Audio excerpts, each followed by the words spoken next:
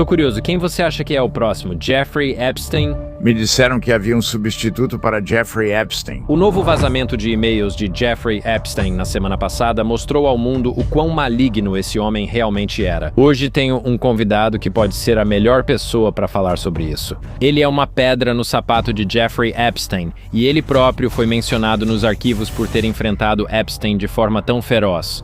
Nick Bryant investiga tráfico desde 2003 e foi um dos primeiros repórteres nos Estados Unidos a cobrir Jeffrey Epstein, antes dos documentários da Netflix. Antes da cobertura e das prisões, Nick Bryant já sabia que havia algo errado, enquanto a grande mídia virava o rosto. Por anos, Nick Bryant investigou o caso, conectando os pontos e encontrando deslizes. Ficou famoso em 2015 ao publicar o Livro Negro e os registros de voo de Epstein, revelando ao público pela primeira vez a profundidade de tudo isso. E hoje nós vamos analisar o mais recente vazamento de e-mails de Jeffrey Epstein, passando pelos e-mails mais vis e horríveis que Nick Bryant compilou. Ele analisa palavras-código, co-conspiradores, conexões e segue o dinheiro para descobrir os verdadeiros envolvidos. Se você quer respostas para perguntas como quem está envolvido, até onde vai, quantas pessoas estão implicadas e quem será o próximo Jeffrey Epstein, este episódio é para você. Aproveite Nick Bryant. Bem-vindo ao King.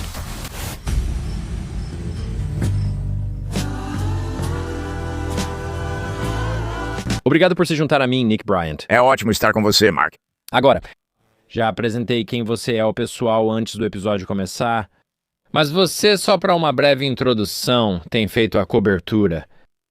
Talvez você possa dizer tráfico sexual, seitas e operações há quase 25 anos. Mais perto de 23? Vamos lá, a gente arredonda um pouco, tudo bem. Você escreveu o livro O Escândalo Franklin sobre uma grande operação de tráfico sexual que partia de Omaha, Nebraska, era internacional e chegava à costa leste dos Estados Unidos. E você, a partir desse livro, começou a se interessar por um cara chamado Jeffrey Epstein e começou a fazer jornalismo sobre ele em 2003, 2004. Bem, na verdade... Eu me deparei. A primeira viagem que fiz à Flórida relacionada ao Epstein foi em outubro de 2011. Eu disse que foi, achei que tinha sido em janeiro de 2012, mas acabei nos arquivos do Epstein. Certo? Então é isso que eu queria te perguntar. Você começa a cobrir o caso Epstein, publica de forma infame o livro negro dele na internet. E agora você tem uma fundação inteira chamada Justiça Epstein, onde você trabalha para conseguir justiça para sobreviventes da operação de tráfico sexual do Epstein. Recentemente vazaram cerca de 3 milhões de e-mails e arquivos ligados à operação de tráfico sexual de Jeffrey Epstein. Agora, para constar, o FBI afirmou que não há co-conspiradores externos ou qualquer pessoa que tenha sido traficada para ele. Então, no interesse de estar alinhado com o FBI, isso obviamente é besteira, mas houve todos esses e-mails que foram divulgados e eu quero analisar vários deles. Você compilou vários através do seu site, onde você tem muitos dos e-mails mais sensacionalistas, estranhos, bizarros e malignos que foram descobertos nesse enorme lote de arquivos que foi divulgado. Acho que o melhor lugar para começar é aqui. Com o seu nome sendo mencionado nos e-mails, você pode explicar por que foi citado nesses e-mails? Apesar de lutar por justiça há tanto tempo... É uma história meio interessante. Eu fui lá e peguei o livro negro do Epstein e liguei primeiro para as vítimas porque queria ver. Quero dizer, Jeffrey Epstein era um caso isolado. Mas havia relatos de várias garotas sendo envolvidas. Um grande júri afirmou que ele não se envolveu com menores, o que também ocorreu no escândalo Franklin, tema do meu livro. Na verdade, 2 grandes júris disseram que nenhuma menor de idade tinha sido envolvida, então eu fui até lá e a primeira vítima, bem, na verdade. Conversei com a mãe dela enquanto ela estava no quarto, mas se comunicava por meio dela e tinha 13 anos. Conversei com uma que disse ter sido levada de avião para vários lugares e outra que contou ter ido de avião para uma ilha. E nesse momento percebi que eu estava lidando com uma espécie de rede, muito parecida com a Franklin. Comecei a ligar para o círculo íntimo de Jeffrey Epstein, já que tinha todos esses números. E nenhum deles atendeu, exceto Sarah Kellen. E eu disse, "Oi, Sarah, meu nome é Nick Bryant, eu sou jornalista." E ela estava lamentando sobre como tinha sido maltratada pela mídia. Uau! O que achei um tanto cômico. Aparentemente, ela percebeu o meu cinismo. Pode dizer exatamente quem é Sarah Kellen? Sarah Kellen era, tipo, o braço direito de Ghislaine Maxwell. Sarah Kellen levou centenas de inocentes para o abate e ela sabia de todo o esquema de Jeffrey Epstein. E ela tinha uma casa de 4 milhões de dólares em Nova York e também um apartamento de 2 milhões de dólares em Miami. Então ela estava muito bem cuidada. Uau! Então eu liguei para Sarah Kellen e aparentemente todos os alarmes dispararam. E então houve um e-mail que foi enviado para várias pessoas, embora nós não tenhamos enviado. O remetente foi ocultado. E disseram, cuidado com Nick Bryant, ele é jornalista e está fazendo perguntas. Eles ainda tinham uma foto minha. Havia uma foto sua no e-mail. Sim, eu não cheguei a ver a foto, mas havia um JPEG e então eles ficaram passando minha foto. Eu sou meio vaidoso, então espero que tenha sido uma das minhas melhores fotos e que tenham captado o meu melhor ângulo. Quer dizer, é tão estranho esse e-mail aqui de quando é isso? Outubro, 11 de novembro de 2011. Lembrar Jeffrey Epstein de ligar para Nick Bryant Alarm. Sim, lembre o Jeff. Agora, quase certamente, esse é você. Não há outro Nick Bryant envolvido no círculo dele. Há outro Nick Bryant que é jornalista, mas não acho que ele estava na Flórida naquela época. Não, esse e-mail foi enviado após você obter o livro negro e começar a ligar para as pessoas. É. Interessante. E há outras referências a você? Há 3 e-mails sobre mim. O primeiro é, você sabe, cuidado com Nick Bryant e tem minha foto. E então há esse lembrete de alarme para ligar para Nick Bryant. E o terceiro é para lembrar Epstein novamente de me ligar. Então ele nunca me ligou. Por que você acha que isso ocorreu? Eu não faço ideia. Estranho. Sim. Sim. Talvez tenham pesquisado meu nome no Google, visto meu trabalho sobre o escândalo Franklin e me considerado uma ameaça. Uau, isso foi enviado para muitos. Aviso, um jornalista chamado Nick Bryant está ligando para todos. Assim ele se parece, para todos saberem. E foi enviado para Rich Barnett, Rich Kahn, Larry Wazowski. Ele é o piloto, um dos pilotos. Essas são as pessoas envolvidas nas operações diárias da vida do Epstein e de seu círculo íntimo. Você pode dizer que essas pessoas não são tão influentes quanto as que mencionaremos depois. Indy, que é um advogado rico. Ok. E tenho certeza de que Vysotsky ganhou muito dinheiro. Anne Rodrigues, eu sugeriria que seu público pesquisasse sobre ela. Ok. Porque havia, pelo que eu entendo... Quero dizer, e Rodrigues é uma pessoa de interesse para mim agora. Me disseram que havia cerca de 2.000 e-mails com o nome dela, e agora são 200. Não consegui acompanhar isso. Tenho estado meio ocupado ultimamente. Eu posso imaginar. Então você simplesmente colocou isso no seu site, basicamente publicou um arquivo inteiro organizado com todos esses e-mails diferentes que você analisou, e isso está em nickbryantnike.com e alguns desses e-mails aqui só para passar por cima. Você meio que os classificou em diferentes categorias que são extremamente malignas, e qual é a outra categoria? Bem, tem horrores, e aí tem pizza, camarão, muffins e por aí vai. E aí tem celebridades, e depois tem transhumanismo e clonagem, e depois tem FBI, CI e Mossad. Ok, vamos passar por alguns. Esse diz, bebês do mercado negro, o que é isso? Ok. Eu não tenho 18 anos. Eu não sei se eu conseguiria. Não, você tem mais de 18 se estiver segurando, ok. Ok. Então, este foi enviado em 29 de dezembro de 2020 e diz... Mulher que acusou João de Deus, líder de culto da palavra com R, misteriosamente, e diz, fulana falou sobre isso acontecendo no Rancho Zorro. Esta é a residência de Epstein no sudoeste do Novo México. Ela afirmou que Epstein lhe ofereceu dinheiro para ter bebês destinados ao mercado negro. Então, este e-mail, obviamente, foi enviado depois que Jeffrey Epstein morreu. De onde você acha que veio esse e-mail e por que ele está sendo divulgado nesses arquivos? Sabe? Eu já falei em várias conferências sobre tráfico. E já tive pessoas que vieram falar comigo depois e disseram isso. Elas tinham sido, entre aspas, criadoras, tinham sido usadas como criadoras.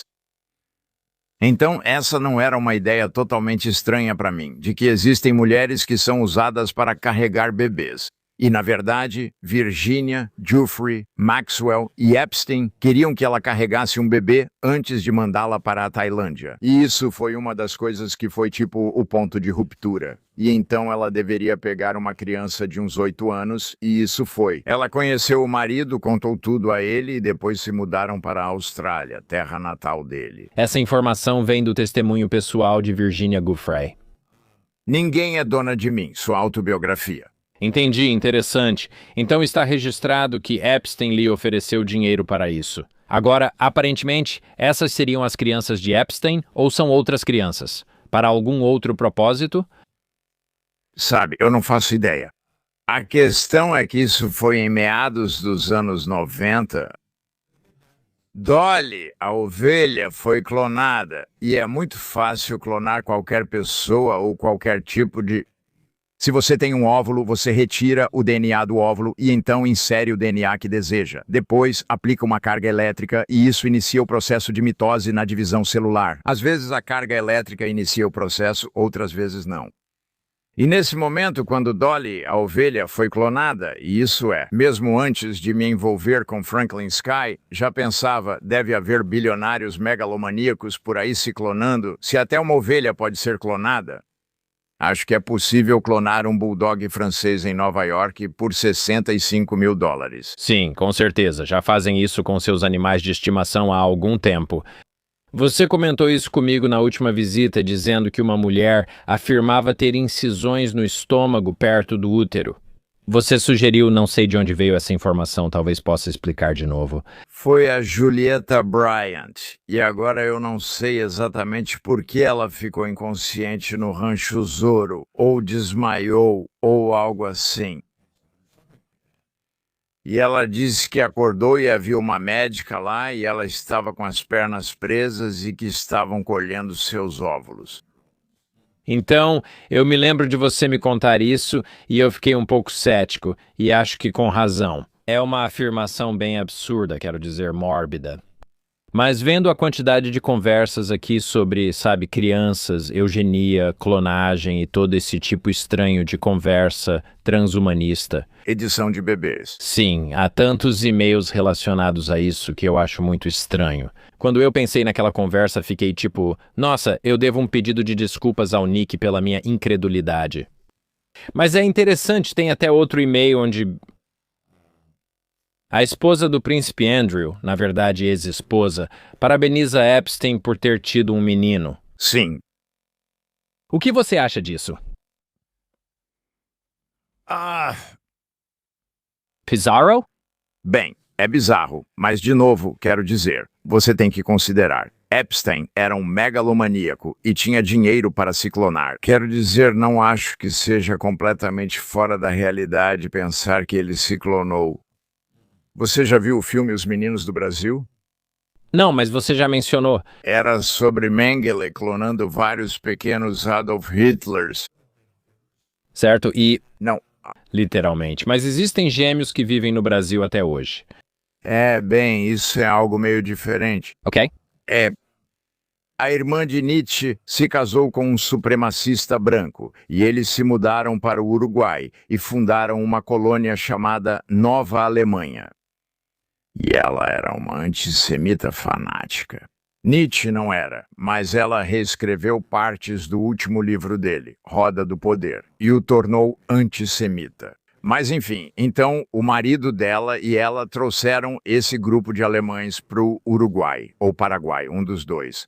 E aí eles simplesmente viam os índios ou os nativos americanos como culturalmente inferiores, então eles só se reproduziam entre eles mesmos. E eu vi um documentário um tempo atrás onde Nova Alemanha foi visitada e tinha muita gente andando por lá. Uau! Mas tinha um cabelo loiro e olhos azuis. Aí está, a raça superior, é isso que importa. Mas com os meninos no Brasil foi isso que aconteceu. É fictício? Mas Mengele supostamente clonou Adolf Hitler várias vezes e depois colocou ele em famílias onde o pai era tipo um civil. O pai de Hitler era funcionário público, então o colocaram em famílias com esse perfil. Uau! E uma mãe passiva. E você está sugerindo que é possível que Epstein estivesse tentando passar seus genes de alguma forma, seja literalmente ou através de algum tipo de mecanismo de clonagem. Quero dizer, só da Ferg falar, parabéns pelo menino. O que mais isso poderia significar? Um cachorro? Talvez você tenha um pet, não sei. Quero dizer, se você fosse um megalomaníaco e tivesse milhões de dólares, parece que isso seria meio que uma coisa natural. Onde você iria querer se clonar, assim você continuaria vivendo, teria imortalidade, pelo menos desse jeito, e não me surpreenderia se esse fosse o objetivo do Jeffrey Epstein. Tem outro arquivo perturbador, não sei se você tem ele nessa seleção aqui, mas é uma garota escrevendo uma entrada de diário falando sobre ter um filho e sendo segurada à força enquanto está tendo o filho e depois o filho sendo tirado dela. Sim, eu vi isso. Como é isso? Você tinha alguma teoria sobre o que era aquilo? Nos meus anos investigando isso, como eu disse, algumas mulheres são usadas como, entre aspas, reprodutoras. Houve um estudo incrível que foi feito, chama-se Pesquisa de Abuso Extremo. E se o seu público quiser realmente ir a fundo nesse assunto, pode procurar pela Pesquisa de Abuso Extremo. Foi feito por 4 pesquisadores, 2 psicólogos da Alemanha, um psicólogo dos Estados Unidos e também uma mulher chamada Carol Hutz, que foi uma sobrevivente de controle mental. E, na verdade, ela escreveu um livro chamado Uma Nação Traída. Ela foi como a primeira sobrevivente de controle mental a realmente aparecer e falar sobre isso. E a pesquisa Extreme Abuse tem várias categorias de diferentes tipos de abuso. E essa é uma das categorias, tipo, 400 pessoas responderam a esse questionário. Então, uau! Eu sugeriria que você desse uma olhada na pesquisa Extreme Abuse. Ela fala sobre todos os tipos de coisas realmente horríveis. Mas você tem várias pessoas dizendo que sabem disso ou daquilo. E é chocante. É uma coisa tão desafiadora com esses arquivos. Especificamente porque não há dúvida de que Jeffrey Epstein era esse monstro psicopata e megalomaníaco que fazia isso. Talvez o pior mal que você possa fazer a outros seres humanos. Assim você tem e-mails que mostram os negócios internos dele. Alguns são mundanos e até inocentes, meio blasé. Mas aí você tem outros que são tão mórbidos e meio, sabe, curiosos e meio sexuais e bizarros. E aí você também tem essas dicas anônimas que são as mais sensacionalistas, mas também as menos verificáveis. E tudo isso meio que veio de uma vez só, e é difícil realmente analisar. Ok, o que é confiável, o que é um pouco, sabe, menos confiável. Fico curioso, quando você está analisando esses arquivos, como você avalia em que vale mais a pena investir tempo e energia? Porque nem todo nome de pessoa nos arquivos é necessariamente, sabe, esse monstro pedófilo, mas como você lida com isso? Você viu o que eu fiz. Eu selecionei vários deles. E Coloquei eles em categorias e realmente cabe às pessoas decidirem o que elas acham. Mas eu já me deparei com essa informação antes. No escândalo Franklin, havia relatos de crianças sendo assassinadas. E havia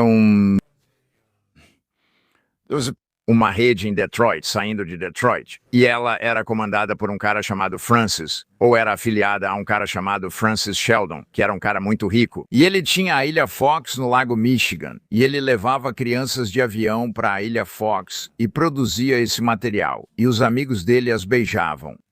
E houve um desdobramento desse trabalho que começou a matar crianças. Marnie Kinnan escreveu um ótimo livro sobre isso chamado Os Assassinatos da Neve.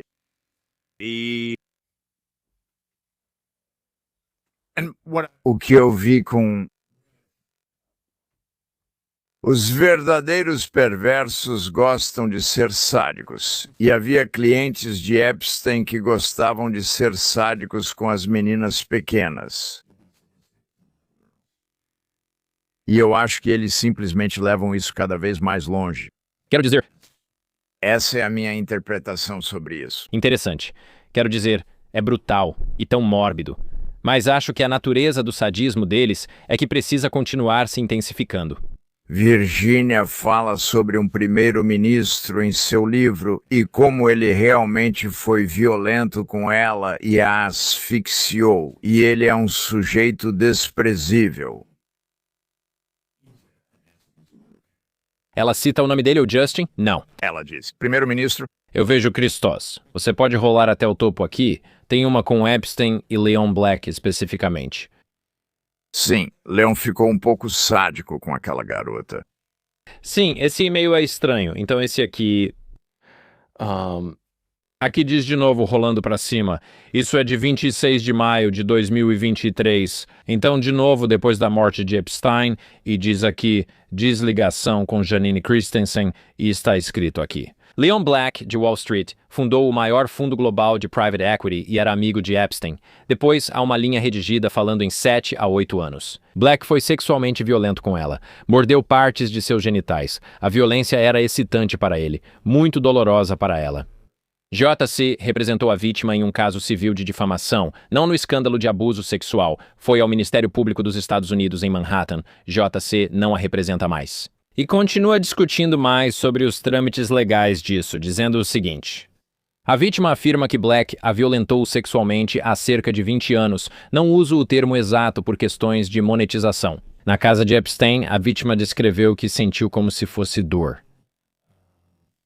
Na massagem, cabeça no chão e pernas nos ombros dele, insuportável. Quero dizer, é extremamente brutal. Aqui diz claramente abuso, o abuso aconteceu em Nova York. O que você acha desse e-mail? De onde ele vem e qual é o propósito dele estar nesses arquivos? Bem, eu acho que alguém em algum tipo de autoridade pegou a declaração dela. Quero dizer, acho que é daí que isso vem. E você pode ver em outros documentos onde as autoridades estão colhendo depoimentos das pessoas. E com isso, a mídia tem sido tão desonesta em relação a Jeffrey Epstein. Então, Leon Black deu 160 milhões de dólares para Jeffrey Epstein. E, na verdade, Jeffrey Epstein era meio rude com Leon Black. Ele não era muito educado com ele, mas Leon Black deu 160 milhões de dólares para Jeffrey Epstein. E a mídia disse que o motivo pelo qual Leon Black deu 160 milhões de dólares para Jeffrey Epstein foi porque Epstein o ajudava com impostos. Certo, consultoria fiscal. Já ouvi isso antes, sim. E assim como com Les Wexner, e isso é da Vanity Fair, que é uma fonte relativamente sofisticada, o motivo pelo qual Les Wexner deu a Jeffrey Epstein uma procuração sobre sua vasta fortuna em 1991 foi porque ele se sentia solitário. Então você olha para as desculpas que a grande mídia inventou para essas pessoas. Eu ficaria surpreso se Leon Black fosse sádico com garotas? Não, eu não ficaria. Então, é isso que você está sugerindo, que isso vem de algum tipo de declaração de alguma autoridade sobre o comportamento dele. Por que ele não seria processado por isso? Por que Epstein e Maxwell não tinham cúmplices? Quero dizer, se o Departamento de Justiça e o FBI fossem começar a indiciar co-conspiradores, onde eles parariam? Certo? Quero dizer, no domingo, o FBI se pronunciou depois de todos esses e-mails e disse que Jeffrey Epstein e Ghislaine Maxwell não tinham co-conspiradores. Então essa é a linha Maginot bem ali, e Leon Black está seguramente atrás da linha Maginot. Certo? Mas se as acusações começarem, ele provavelmente vai ser o primeiro da fila. Certo. Quero dizer, aqui de 7 a 8 anos, estou assumindo que essa era a idade da vítima. É difícil avaliar de verdade, mas isso também acaba mostrando um outro lado de toda essa situação. Porque em certo momento foi dito ao público que a vítima mais jovem de Epstein tinha tipo 13, 14 anos. Não, isso está totalmente errado. Falei em várias conferências ao longo dos anos e conheci terapeutas que atuam com sobreviventes. E eu conheço 2 terapeutas que trabalharam com, e eu acredito neles, e na verdade um deles é um psicólogo muito eminente. E ambos trabalharam com vítimas de Epstein, ou vítimas que foram traficadas quando tinham menos de 10 anos de idade. Por que o público acha que a mais jovem tinha essa idade? Porque é isso que a mídia e o governo venderam para eles e as pessoas não querem, e isso é muito estranho. Você tem, por exemplo, Megyn Kelly, que foi assediada até não aguentar mais por Roger Ailes. Você pensaria que ela teria algum tipo de empatia pelas vítimas de abuso sexual, mas existem pessoas como ela, afirmando que meninas de 14 ou 15 anos têm autonomia, e eu acho que muitas pessoas estão apoiando isso. Que meninas de 14 ou 15 anos têm autonomia. Mas quando se trata de meninas de 11 ou 9 anos, aí o argumento da autonomia meio que desaparece. Isso não faz sentido pra mim. Quero dizer, você pode ser vítima de tráfico sexual aos 25 anos. Você pode ser vítima de tráfico sexual aos 30 anos. Então, pra mim, o fato de você me dizer que há vítimas com menos de 10 anos só torna tudo mais grotesco. E, na verdade, Isso apareceu nos arquivos. certo? Quero dizer, até mesmo esse e-mail. Seja isso verdade ou não, provavelmente vale a pena dizer isso nesse momento. Leon Black não teve acusações criminais formais relacionadas a abuso sexual ou algo do tipo feitas contra ele. E o único relacionamento que ele teve com Jeffrey Epstein foi que Jeffrey Epstein o ajudou com seus impostos. Certo? O que você sabe, não é ilegal um filme te ajudar com seus impostos, mas esse é o limite do relacionamento deles? Não é. Houve outras acusações contra Leon Black além desta. Jeffrey Epstein pressionou bastante Leon Black. Ele pressionou muito Leon Black. Eu só não entendo que tipo de influência Epstein teria sobre alguém como Leon Black. Era só porque ele era esse cara sádico que queria acesso ao que Epstein tinha. Tipo, você sabe, Epstein era o cara que resolvia as coisas pra ele. Será que havia algum outro tipo de jogo de poder acontecendo aqui? Bem, Epstein, todas as casas dele tinham sistemas audiovisuais para chantagem. E se alguém tem gravações de um indivíduo, alguém menor de idade, essa pessoa está nas mãos deles, Certo? não tem como escapar disso e eles vão ser obedientes, não importa o que aconteça. Certo? E é bem óbvio que Leon Black. Como disse, há outras acusações contra ele, mas nunca aconteceu nada legalmente, pois está atrás da linha Maginot. Certo, mas também há discrepâncias nisso. Há o registro inicial do FBI quando eles invadem a casa de Epstein, sugerindo que há câmeras em muitos dos cômodos. Sim? Depois, há outra declaração afirmando que não existem câmeras. Mesmo assim, em algumas fotos divulgadas dos quartos dele, é possível ver câmeras. Tipo, ele está meio que escondido sorrateiramente em cima daquela coisa do corrimão. É estranho que haja tanta contradição nesse assunto. Bem, nosso governo trabalhou muito para encobrir Jeffrey Epstein e seus pequenos empreendimentos. E para Pambondi, e isso foi realmente trágico, mas é engraçado até certo ponto, porque é tão ridículo. Pambondi disse que agentes e funcionários do Departamento de Justiça estavam analisando os vídeos que haviam sido apreendidos de Jeffrey Epstein. E, de acordo com ela, são milhares deles. E esses vídeos foram apreendidos em 2019. E então o Departamento de Justiça simplesmente os colocou em um canto, onde ficaram juntando poeira e não olharam para eles. Quero dizer, até 2025. Quero dizer, isso é claramente absurdo. Certo? Tenho certeza de que havia agentes fazendo turnos duplos. E ela também disse que os vídeos incluíam menores de Jeffrey Epstein. Ela disse que... Sim, ela voltou atrás nisso também. Uau. Recuso-me a crer que esses arquivos estavam ali. Quero dizer, essa é a história mais explosiva e talvez a mais impactante politicamente dos últimos 25, 50 anos, talvez.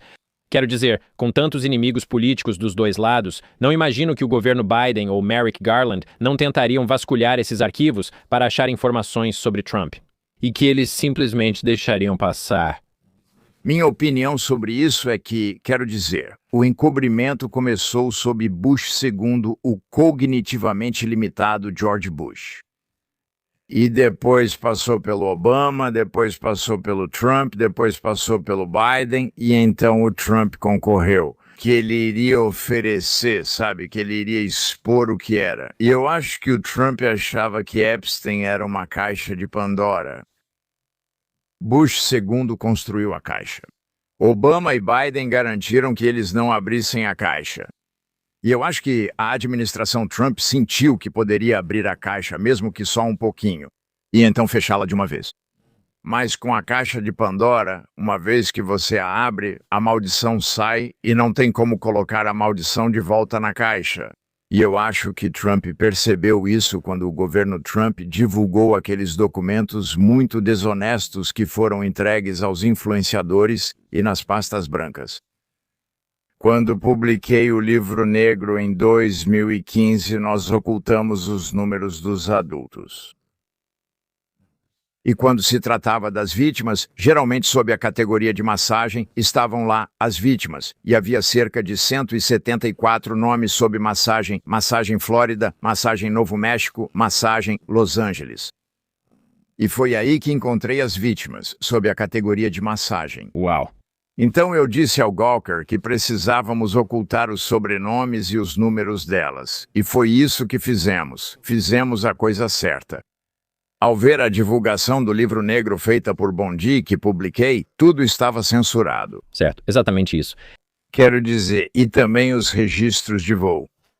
Quero dizer, eu coloquei mais informações incriminadoras na internet em 2015 do que ela colocou inicialmente em 2025. Certo, 10 anos antes você perdeu mais informações do que ela sob ordem federal. Sim. Bizarro. Maxwell e a jovem no México. O que é isso? Essa aí é um pouco sinistra. Essa não é a que estávamos mencionando antes. Não. Certo, então isso vem de alguém chamado Ken T e foi enviado para uma pessoa desconhecida com o nome ocultado. Diz, jovem garota aqui no México, e diz que ela foi identificada. Ghislaine Maxwell é uma mulher que foi à casa de Richard Marcinko no México, muitas vezes em 2010 e 2011, com Nancy Marcinko para organizar viagens sexuais para ela quando tinha 10 ou 11 anos. Recebemos ameaças de morte contra ela após seu depoimento em 2018 contra Kelly, Biden e Wayne no caso de abuso sexual no México. Agora, ela está em local seguro. Queremos informar, mas também proteger ela, seu filho e seu responsável. Lá de novo, você tem meninas que são muito jovens. E Virginia Giuffre com sua declaração juramentada, acho que foi em 2014. Ela disse que tinha participado de orgias com meninas de apenas 12 anos. E havia um jornal australiano chamado The Age. Acho que é de Sydney. E eles passaram muito tempo nas Ilhas Virgens investigando Jeffrey Epstein e disseram que as vítimas tinham apenas 11 ou 12 anos. Então, e esses terapeutas que eu conheço corroboraram isso, então eu não acho. E você sabe, esses caras são psicopatas. Quando escrevi o escândalo Franklin, aqueles cafetões eram principalmente meninos endopúberes. Mas se você quisesse uma criança de 8 anos, eles conseguiam uma criança de 8 anos para você. Quero dizer, é assim que esses psicopatas agem e eles querem agradar seus clientes. E eu acho que Epstein gostava principalmente de meninas de 13, 14, 15 anos, mas se você quisesse uma de 8 anos, ele não tinha nenhum problema. Tipo, não é como se ele tivesse que se preocupar com a consciência dele. Agora, aceito que o que diz sobre as idades das vítimas e sobreviventes é verdade, mas isso também é possível? Esse e-mail não é verdadeiro, que ele foi enviado por uma pessoa anônima tentando criar confusão ou incriminar alguém de forma falsa? Porque, novamente, só temos esse e-mail anônimo. Bem, nós não é. Quero dizer, é anônimo agora por causa da redação. Certo? Mas isso é totalmente possível. Mas então é isso. É totalmente possível que seja algum tipo de engano, mas também é totalmente possível que seja verdade também. Certo? Dado o que sabemos, E acho que a posição razoável seria: vamos investigar isso. bem, isso seria, mas não há co-conspiradores, então não vamos investigar isso. Certo? Esse é o problema. Acho que sim, Em nome da verdade, eu gostaria que todas as fraudes e quero que e-mails falsos e legítimos sejam investigados e, se comprovados, os falsos identificados. Que todos os co-conspiradores dessa operação sejam condenados e cumpram sua sentença em tribunal de justiça. Bem, o Epstein, esse ato, quero dizer, não era para haver esses redatores. Ah, é mesmo. Até as redações aqui podem ser inconstitucionais ou pelo menos contrárias à lei. Interessante? Então, pelo que eu entendi e pelo que Thomas Massey disse que os autores não deveriam ser ocultados, apenas as vítimas deveriam ser ocultadas. Mas agora tudo está fortemente ocultado. Há até um e-mail dizendo que políticos, empresários ricos, etc., deveriam ser ocultados. Isso está em um dos e-mails, basicamente dizendo para eles que vamos ocultar o que quisermos. É bizarro. Bem, quero dizer, o governo Trump realmente não seguiu a lei que Donald Trump sancionou. Então não podemos realmente esperar que eles comecem a seguir a lei agora. Certo? Mas vou dizer o seguinte, fico meio impressionado com muita coisa que foi divulgada. Quero dizer, porque isso está de acordo com coisas que já investiguei antes e com o que outras pessoas me disseram. Então, certo. E um agradecimento ao Thomas Massey e à Rokana pela dedicação inabalável a essa questão e por não politizá-la. Quero dizer, E ter esse tipo de apoio conjunto, sabe, bipartidário. eles são caras muito legais. Donald Trump está fazendo bilionários financiarem o oponente de Thomas Massey agora nas primárias. Certo? E eu realmente espero que Thomas Massey consiga manter seu assento. Acho que há muitas pessoas em Kentucky que realmente gostam dele e respeitam o que ele fez, Certo. mas o oponente dele está sendo inundado de dinheiro. Agora, tem algumas coisas estranhas aqui relacionadas à palavra-chave. Tem essa aqui, a do camarão, bem no final, bem ali. Então isso é um e-mail. Parece que é para Jeffrey Epstein e diz: não, alguns são como camarão. Você joga fora as cabeças e fica com o corpo. Agora, isso é em resposta a desde que você não tenha nenhum daqueles cabeça de martelo. Eu gosto de tubarões brancos, então desce mais um pouco, Cristos. Parece que tem uma linguagem eufemística rolando aqui. Eu gosto de tubarões brancos, agora sobe. Diz não, alguns são como camarão. Você descarta o corpo e diz gostar, mas não se for muito rosa. Prefiro branco a outras cores. Gosto da sua filosofia. Próximo slide, Cristos. Digo, construí um amigo que fez o aeroporto de Pequim, quer saber?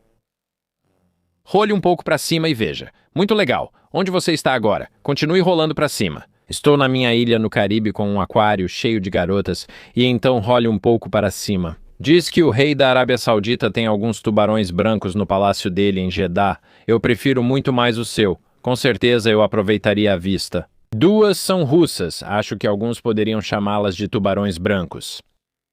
Essa correspondência tem mais coisas, com uma linguagem meio codificada, mas parte nem é tanto. Um aquário cheio de garotas é bem óbvio. Eu diria que sim. E, de acordo com essa pesquisa no Google aqui, ele é um diplomata, ex-assessor da unidade diplomática do ex-presidente francês Nicolas Sarkozy. Então foi isso que encontrei aqui. Esse cara, Olivier Colombe. Aqui está ele. E esses e-mails são muito bizarros. Quero dizer, referências a tubarões brancos. E eu gosto de tubarões brancos. E eu estou em um aquário cheio de garotas. E algumas são como camarões, você tem que tirar a cabeça e eu odeio o cheiro de camarão preto. Tipo, tem essa linguagem estranha, racializada, misógina, cheia de códigos. O que você acha disso? Bem, é uma linguagem racial e misógina estranha, sabe? Quero dizer... se eu tivesse que apostar, eu diria que Oliver Colomb não gosta muito de afro-americanos. Esse seria o meu palpite. E quero dizer... Acho que essa é uma afirmação ousada. Quero dizer, novamente, acho que vale a pena mencionar que Oliver Colomb não teve acusações legais feitas contra ele por isso. No interesse de ser totalmente transparente, mas dito isso, esses e-mails são simplesmente tão bizarros. Quero dizer, alguns são como camarão, você tira a cabeça. Vi pessoas online dizendo que isso é sobre desmembramento real. Sim, eu também vi isso. Já ouvi gente dizer que isso é um eufemismo, tipo uma piada sobre garotas com rostos feios, chamadas de camarão. O que você acha? Eu não sei. Eu teria que pensar que ele está se referindo a garotas ou mulheres. Ok, vamos para outro e-mail, certo? De novo, Outra linguagem estranha e codificada aqui: pizza e refri de uva. Ok. Harry Fish, ele é meio interessante. Ok, então clique em não. É Carrie Fish ou Harry Fish? É Harry Fish? Aquele bem ali. É, eu escrevi errado. Ok. Então Harry gosta de pizza e refrigerante de uva. Sim. E eu consegui o número dele. Ele é, na verdade, um urologista talentoso, um urologista eminente. Então, sim. Isso é de Harry Fish para Epstein. Sim. Caramba, Chunky, eu tinha esquecido. Que horas quer comer pizza e tomar refrigerante de uva amanhã? Isso foi em junho de 2018, entre um urologista talentoso e um bilionário conversando sobre comer pizza e tomar refrigerante de uva. Então eu encontrei o número de telefone do Harry. Eu sou muito bom em encontrar o número de celular das pessoas, e isso são anos sendo um jornalista investigativo. Você fica muito bom nisso. Você sabe em quais bancos de dados procurar? Então eu deixei uma mensagem para o Harry e disse: Harry, meu nome é Nick Bryant, eu sou jornalista. Eu gostaria de conversar com você sobre pizza e refrigerante de uva. E então ele nunca me respondeu, o que me surpreendeu um pouco, mas depois eu mandei uma mensagem para ele e disse: Harry, é o Nick Bryant de novo. E na verdade eu coloquei isso no Twitter e perguntei: qual é o seu tipo de pizza favorito? Só para minha própria curiosidade. Qual sua marca de refrigerante de uva favorita? E ele nunca me respondeu, então eu deixei uma mensagem de voz para ele, mandei mensagem e o Harry não quer falar comigo. Isso me magoa. Isso realmente me machuca. Sim, é curioso porque ele parece aberto a conversar sobre pizza e refrigerante de uva com Jeffrey Epstein em 2015. Achei que ele falaria comigo sobre pizza e refrigerante de uva. Acho que talvez você não foi informado no clube, talvez você não seja, sabe, talvez não seja um dos caras legais. Fiquei meio ofendido com o Harry. Faz sentido, eu entendo completamente. Agora, já ouvi pessoas sugerirem que pizza, obviamente relacionada à história do Pizzagate. Alguns afirmam que teorias da conspiração surgiram do vazamento de e-mails de 2020. Algumas pessoas sugeriram que pizza se refere a meninos, ou eu já ouvi em referência, você sabe, apenas a crianças. Em geral, já ouvi isso sendo relacionado a CP. Obviamente, o que significa que talvez a gente precise censurar essa parte, mas também sendo queijo, pizza, e que é uma palavra código. Você acha que é isso que está acontecendo aqui? Sim, eu pesquisei sobre o Pizzagate. Dada a minha formação filosófica, eu tento abordar tudo de forma agnóstica. E as coisas que descobri ao longo dos anos, eu já investiguei coisas muito bizarras que, sabe, se eu contasse para as pessoas antes de tudo isso começar a aparecer na internet, se eu contasse para as pessoas sobre algumas das coisas que descobri, sabe, elas simplesmente iam me chamar de louco. Quer dizer, Eu passei bastante por isso. claro. Então, com o Pizzagate, eu pesquisei sobre isso e eu encontrei um cara que poderia me levar até lá, o cara que poderia me dar algumas respostas. E então simplesmente evaporou. Então foi isso. Quero dizer, eu não estava disposto a gastar mais tempo com isso e simplesmente segui em frente. Mas eu acho que, e agora Pizzagate foi completamente considerado uma teoria da conspiração. Com certeza. Mas você sabe, o termo teoria da conspiração é um termo muito estranho. Em 1967, a CIA divulgou um comunicado. E porque muitas pessoas estavam questionando a Comissão Warren. A maioria dos americanos questionava a Comissão Warren, o que é razoável, como afirmou a CIA no comunicado. As pessoas que questionassem a Comissão Warren seriam rotuladas como teóricos da conspiração, e aí eles tinham tipo uma lista de coisas negativas sobre os teóricos da conspiração. E antes desse comunicado, o Washington Post e o New York Times usaram o termo teóricos da conspiração. Antes era algo raro, talvez uma vez por ano, mas após esse comunicado aumentou muito. Então, teórico da conspiração é uma ótima expressão. Quero dizer, o cara da CIA que inventou isso, Brilhante. Quero dizer, a família dele deveria receber royalties por isso, porque é tão fácil. Quando as pessoas sentem dissonância cognitiva. Quando eu estava apresentando o escândalo Franklin para vários editores, eu olhava nos olhos deles. E quando eu estava apresentando isso para eles, eu já tinha muitas evidências. Eu tinha uma lista com cerca de 60 vítimas e também um monte de documentos sigilosos do grande júri. E eu olhava nos olhos desses editores e podia ver, bem, essa é uma história horrível. Eu deveria ajudar Nick Bryan, ou sabe, posso simplesmente considerar Nick Bryan como louco agora e ter um bom jantar com minha família esta noite. Nunca mais pensar nisso. E eu sabia que a maioria iria seguir por esse caminho, mas não achei que todos iriam. Mas todo editor a quem eu apresentei para uma editora só conseguia fazer isso pessoalmente e via a dissonância cognitiva surgir diante de mim. E então o padrão... Certo? Vamos descartar Nick Bryan. Então, as palavras código reais aqui são pizza e refrigerante de uva. Você sabe o que isso significa? Eu não faço ideia. Você já ouviu teorias sobre refrigerante de uva? Pizza todo mundo conhece, mas e refrigerante de uva, o que significa? Eu não faço ideia. Você acha que significa o que eles estão dizendo? Você acha que pode ser literalmente pizza e refrigerante de uva? Ou acha que provavelmente é uma palavra código?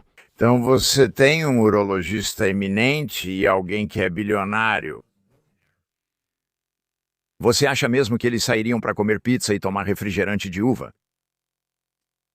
Isso me soa estranho e bem específico. Consigo imaginar ele dizendo, vamos comer algo e indo comer pizza. Mas pizza e refrigerante de uva seguem surgindo em outros lugares também. Né? Então, e Jeffrey Epstein realmente não. Quero dizer, ele tinha um chefe que viajava com ele para onde quer que fosse. Ele era muito meticuloso com o que comia. Certo? Ele não parece ser do tipo que come pizza e bebe refrigerante de uva. Certo? E também é uma linguagem estranha e específica para colocar em um e-mail. Conheço algumas pessoas ricas, talvez não bilionários, mas poucas das mais ricas que conheço comem pizza e tomam refrigerante de uva com frequência. Então, o que você acha que me parece muito estranho? Eu não sei o que isso significa, porém. É difícil de definir. É possível? Refrigerante de uva pode ser droga? É possível? Pode ser outra coisa ilícita? Talvez? É possível? Também é possível que seja tráfico de crianças pequenas? É por isso que eu só quero algum tipo de investigação, alguém para falar com o Sr. Harry Fish sob juramento e de forma privada ou pública. Posso te passar o número dele depois, aí você liga. Não tive muita sorte com ele, mas diga que tem um podcast grande. Sim. Talvez ele apareça e diga, Harry, sabe, vamos lá. Sim. Meu podcast. Ele mora em Manhattan. Ah, ótimo. Ok, então talvez eu compre. Ele está perto, então tem outras coisas aqui. Tem o Deepak Chopra possivelmente pedindo para Epstein arranjar mulheres mais jovens. Quero dizer, o que é isso aqui? E aí tem uma em que Deepak Chopra diz, Deus é uma construção. Deus é uma construção. Garotas bonitas são reais ou algo assim. Sim, ele fez uma declaração recentemente. Você pode clicar em um desses cristos. Aí está. Garotas bonitas, Deus é uma construção. Garotas bonitas são reais. Então, esta é uma mensagem de Deepak Chopra para Jeffrey Epstein em 2017. Deus é uma construção. Garotas bonitas são reais. Agora, para ser justo com Deepak Chopra, ele divulgou uma declaração sugerindo que não teve envolvimento com nenhum tipo de irregularidade e que seu tempo com Epstein foi lamentável. Quero dizer, veja como eles correm. Pode pegar a declaração exata dele para entendermos toda a história? Quem é Deepak Chopra? Primeiro de tudo, Deepak Chopra é um guru hindu. E eu morei no ashram de um guru hindu quando tinha 19 anos.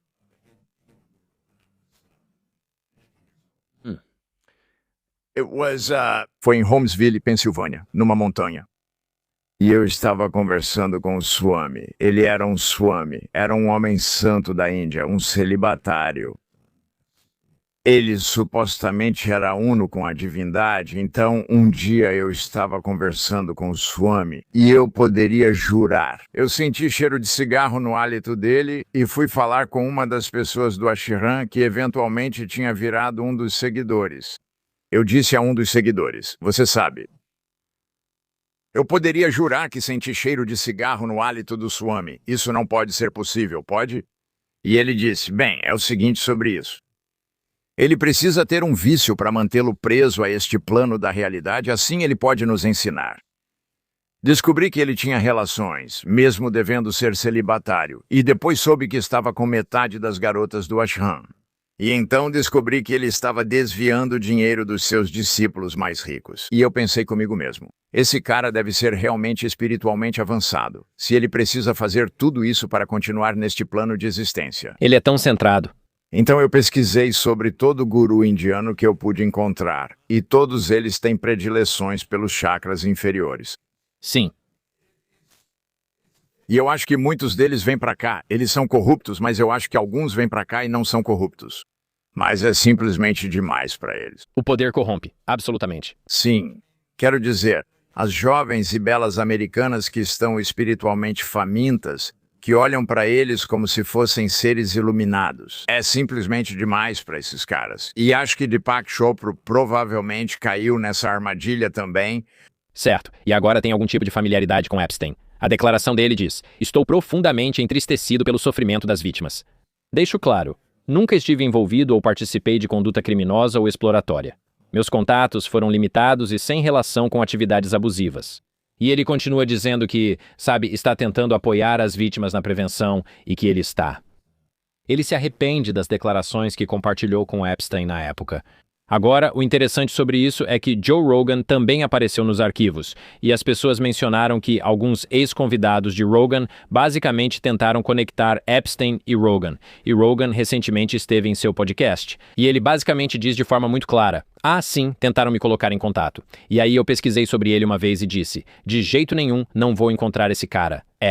Então, se Rogan teve discernimento e capacidade de fazer a devida diligência e fez uma simples pesquisa no Google e percebeu que esse cara era encrenca, por que todas essas outras pessoas não conseguiram? Acho que a resposta está bem diante dos seus olhos. Quero dizer, se você digitasse Jeffrey Epstein, veria isso, no mínimo. Ele é um criminoso sexual registrado neste momento. Quantas pessoas gostam de andar com criminosos sexuais registrados? Não muitas. A menos que estejam fazendo algo que possa te interessar. Para Deepak Chopra nos fornecer algo tão desonesto, eu acho que só aumenta a minha sensação de culpa dele. Certo, eu só já ouvi pessoas dizendo: "Ah, eu estava ligado a esse cara e não procurei saber quem ele era." E alguém me disse que era uma condenação sem sentido, que na verdade, não era nada. Ele mal ficou preso. Então eu meio que ignorei isso. Por um lado pensei, tudo bem, consigo imaginar alguém ligado a outra pessoa indo a um jantar sem saber todos os detalhes. Mas por outro lado, ter algum tipo de correspondência íntima, com vários e-mails trocados de um lado para o outro. Você nunca pesquisou o nome desse cara super rico só para pensar de onde veio o dinheiro dele, ou quem ele conhece? E você nunca viu essa informação, parece conveniente demais. Você acha que Deepak Chopra está mentindo? Mentir é complicado porque eu não sei se ele está intencionalmente dizendo uma falsidade ou se talvez ele só esteja omitindo a verdade. Eu não sei se ele esteve envolvido em conduta sexual com menores junto com Jeffrey Epstein. Mesmo que garotas bonitas sejam reais e Deus seja uma construção... Garotas bonitas podem ter 20 anos, talvez seja isso que ele quis dizer. Isso é verdade. Então eu não quero necessariamente simplesmente jogá-lo aos leões e dizer que ele é isso. Mas você acha que aqueles e-mails que ele escreveu para Jeffrey Epstein e a declaração dele, você acha que são um pouco contraditórios? Totalmente. Eu acho que há uma contradição, porque, por um lado, na declaração dele, ele está dizendo que isso é completamente abominável e que ele nunca teria qualquer relação com esse cara, blá blá blá. É terrível, parafraseando. Nos e-mails dele, há muita familiaridade e amizade. Eu não tive um relacionamento sexual com aquela mulher, Monica Lewinsky, certo? Sim, parece que há uma mudança de tom que acontece. Não posso dizer se ele mente ou não, pois nunca o conheci, mas acho estranho manter amizade com ele 10 anos após sua condenação em Miami. E eu tenho minha própria experiência com gurus indianos e também a experiência de muitas outras pessoas, e todos descobriram que seus gurus indianos tinham tendências menos tímidas e prejudiciais, então não me surpreenderia se Ebocrobra também tivesse tendências menos tímidas e prejudiciais. Talvez eu não coloque todos os gurus indianos no mesmo saco, mas é o mesmo. Eu sou um cara velho e já pesquisei muitos gurus indianos e nunca Sabe, os Beatles realmente achavam que Maharishi Mahesh Yogi era um grande mestre, e então eles foram para o ashram dele na Índia, e aí o Maharishi começou a dar em cima de todas as garotas que vieram com a turma. E nós sabemos que Bikram notoriamente estava assediando muitas mulheres. Então, todo guru indiano que eu já pesquisei, e eu sei que isso é uma afirmação categórica, Claro. mas por causa da minha experiência com um guru indiano, eu pesquisei o máximo que pude sobre eles. E todos eles acabam caindo. No chakra inferior, Então, quero dizer, acho que isso provavelmente é um tipo de coisa saudável e útil. O cuidado é que, se você está sendo envolvido por algum tipo de, líder espiritual que está acessando todos esses tipos de efeitos do misticismo oriental para tentar te puxar para a teia deles. Talvez dê um passo para trás e considere no que você está se envolvendo. Bem, o que o Swami fez, pelo menos Sua Santidade de Edimburgo, Sri Swami Ramad, com quem eu morei. Ele dizia para as garotas que elas tinham sido, amantes em uma vida passada, então esse era meio que o objetivo dele. Extremamente insidioso. Agora, tem mais algumas coisas aqui. Você pode me dizer se tem alguma específica para a qual você quer pular. Epstein aparentemente foi convidado para Mar-a-Lago em 2012. Peggy Siegel, que está arrasada porque Woody Allen foi pego por incesto.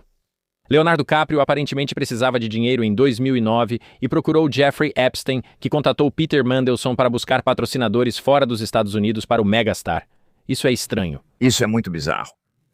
Você pode ir até aquele? Christos Leonardo DiCaprio aparentemente teria milhões e milhões e milhões de dólares. Certo? Então, este e-mail é de 12 de junho de 2009 de Jeffrey Epstein para um homem chamado Peter Mandelson. E ele era o embaixador do Reino Unido nos Estados Unidos. Ok. Peter Mandelson. E diz aqui, você consegue pensar em alguém na Índia, China, Japão, etc., que possa querer o endosso de Leonardo DiCaprio?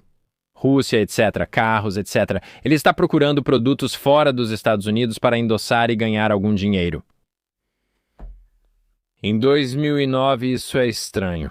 Essa também chamou minha atenção. Eu não percebi. Parece meio incongruente. Então, DiCaprio está procurando dinheiro, e se ele precisava ou não de dinheiro, não sei se podemos avaliar isso pelo e-mail. Mas ele queria conseguir algum tipo de patrocínio para alguém. Quero dizer... Se você viajar para a Europa ou Ásia, tem um monte de estrelas americanas que estão em outdoors lá que nunca estariam em outdoors aqui. Certo? Então isso é meio que uma prática comum em Hollywood. Tipos de glitterati. Agora, por que ele vai até Jeffrey Epstein, ou como Epstein se torna o intermediário para isso? Eu não faço ideia. E realmente não acho que Leonardo DiCaprio vai nos contar como conheceu Jeffrey Epstein. Se é que ele contou alguma vez. Eu não sei se ele chegou a conhecer Epstein, mas pelo menos o Epstein está disposto a fazer esse acordo por ele. Sim, está disposto a pedir alguns favores para uma pessoa de alto escalão. A gente imagina que eles conversaram sobre isso, quero dizer, a gente imagina, mas eu não tenho 100% de certeza disso. Mas eu presumiria... Eu presumo. Talvez o agente do DiCaprio conhecesse o Epstein e tenha feito contato. Quem sabe? Curioso que Epstein peça um favor para ajudar, ainda mais para Leonardo DiCaprio. E o Mandelson, na verdade, sugere, eu acredito, uma tortura. Algo que tem a ver com tortura. Certo? Então está escrito aqui... Isso é de Jeffrey Epstein para uma pessoa anônima que foi ocultada. Diz, onde você está? Você está bem? Vírgula? Eu adorei o vídeo de tortura, responde a pessoa. Estou na China. Estarei nos Estados Unidos na segunda semana de maio. Envie para o meu dispositivo BlackBerry sem fio. E o nome está sem ocultação ali. Havia redações inicialmente que você podia desfazer e acho que alguns desses documentos têm isso. Você copia eles e depois coloca no Microsoft Word, pode desfazer a redação ou algo assim. Mas Mandelson foi dispensado de todas as funções. Houve consequências para ele agora. Novamente, não sei se esse e-mail era para Mandelson. Ouvi várias teorias sobre quem enviou esse e-mail. Novamente é totalmente. Ele está redigido nos arquivos divulgados pelo governo, mas esse e-mail é muito estranho. O vídeo de tortura. Tem alguma teoria sobre isso? Acho que estamos lidando com sádicos aqui. Uhum. Quero dizer, acho, no ponto principal agora. Eu tinha ouvido uma teoria de que havia um bilionário do Oriente Médio que basicamente tinha sido investigado por esse vídeo bizarro de tortura que ele havia gravado, que foi contrabandeado por pessoas com quem ele negociava. E foi mais ou menos na mesma época que algumas pessoas sugeriram que talvez esse seja o vídeo ao qual estão se referindo nesse e-mail. Eu não sei, mas eu sei de quem você está falando, Sultão. Alguém dos Emirados Árabes Unidos. Talvez. Mas eu não sei. Então, de novo, é outro tipo de interação interessante e estranha onde esses caras estão falando sobre vídeos de tortura. Jamie Raskin estava analisando esses documentos e encontrou referência a uma vítima de 9 anos. Então, é isso, e eu não tenho o link para o caso da criança de 11 anos, mas é o Jay. Diz algo como JPEG de uma criança de 11 anos e foi enviado para Jeffrey Epstein. Ok, então bem aqui está de uma pessoa com nome ocultado para Jeffrey Epstein. Diz idade 11. Há também um arquivo render JPEG em tamanho total. Sim. E esse é o e-mail inteiro. Por que alguém enviaria isso? Nunca mandei esse e-mail aos 11 anos com uma foto. Estranho algo assim estar em um e-mail para Jeffrey Epstein em 2016. O que é isso? 8 anos após sua condenação por aliciar uma menor para a prostituição? Bem, isso foi em 2008. Certo, então isso é 8 anos depois. E alguém manda um e-mail dizendo idade 11 para esse cara. Quero dizer, você acha isso? Jeffrey Epstein cumpriu 13 meses em uma cadeia do condado, podendo sair 12 horas por dia, e ainda teve relações sexuais com pelo menos uma adolescente conhecida. Certo? Acha que isso foi só um obstáculo passageiro para ele? Você pensaria, E eu não acho que foi. mas eu não acho que foi. Quero dizer, se você olhar para tudo que ele conseguiu escapar e aí ele tem que cumprir 13 meses em uma cadeia do condado, ele faz o lugar parecer o Taj Mahal. Certo? E então, mulheres, e eu tenho isso de uma fonte muito confiável, mulheres que supostamente estão ajudando a equipe jurídica dele, vêm até a cadeia. Isso foi antes dele sair 12 horas por dia. Eles tinham uma sala especial onde ele se reunia com as jovens que o ajudavam juridicamente. Então, na prisão, É possível que ele estivesse cumprindo pena? ele mantinha suas atividades criminosas na prisão. E lá estava DeSantis. Na verdade, houve uma investigação sobre os xerifes de Palm Beach e... acredito que ele estava subornando eles. E eles meio que viam ele como uma estrela do rock. Bizarro. Sim, Sim, é só... Pena que o sistema tenha essa configuração novamente. Não vejo isso como aberração ou acaso, mas como parte de seu funcionamento. Que as pessoas mais ricas conseguem comprar proteção legal, subornar as pessoas necessárias e têm dinheiro suficiente para cometer seus crimes de forma totalmente encoberta e sem escrutínio público. Enquanto isso, os mais pobres da sociedade, os 95% a pessoa comum, não conseguem ter acesso a uma representação legal de alto nível. Eles conseguem ou estão mais dispostos a fazer coisas talvez desesperadas. Isso então leva ao tráfico criminoso, como um trabalho de modelo ou algo assim, por causa da situação financeira deles. E que a forma como o nosso sistema financeiro está estruturado permite que os 0,0 ou 0,01% mais ricos explorem os 99% mais pobres.